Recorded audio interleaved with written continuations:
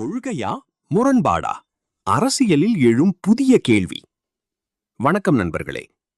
அரசியலில் கொள்கைகள் முக்கியமா அல்லது நடைமுறைகள் தான் முக்கியமா?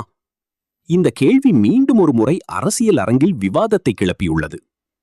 பகுத்தறிவு, அறிவியல் சிந்தனை, பெரியாரிய கொள்கைகள் ஆகியவற்றை முன்னிறுத்தும் ஒரு அரசாங்கம் ஜோதிட நம்பிக்கைகளுடன் தொடர்புடையதாக கருதப்படும் ஒருவரை முக்கிய பொறுப்பில் நியமித்தால் என்ன நடக்கும்?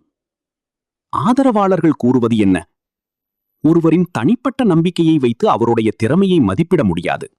அந்த நபரின் நிர்வாகத்திறன் மற்றும் அனுபவம்தான் முக்கியம் என்று அவர்கள் வாதிடுகின்றனர்.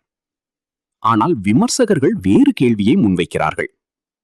பகுத்தறிவை அரசியல் அடையாளமாக கொண்டவர்கள் அதற்கு முரணாக தோன்றும் நியமனங்களை செய்தால் மக்கள் கேள்வி கேட்பது தவறா என்று கேட்கிறார்கள். இது வெறும் ஒரு நியமனத்தை பற்றிய விவாதம் மட்டுமல்ல. அரசியலில் பேசப்படும் கொள்கைகளுக்கும் நடைமுறையில் எடுக்கப்படும் முடிவுகளுக்கும் இடையே ஒற்றுமை இருக்க வேண்டுமா என்பதையும் இந்த விவாதம் சுட்டிக்காட்டுகிறது. மக்கள் இன்று வெறும் பேச்சுகளை மட்டுமல்ல, செயல்களையும் கவனிக்கிறார்கள். ஒரு தலைவர் என்ன சொல்கிறார் என்பதை காட்டிலும் அவர் என்ன செய்கிறார் என்பதுதான் மக்கள் மனதில் அதிக தாக்கத்தை ஏற்படுத்துகிறது.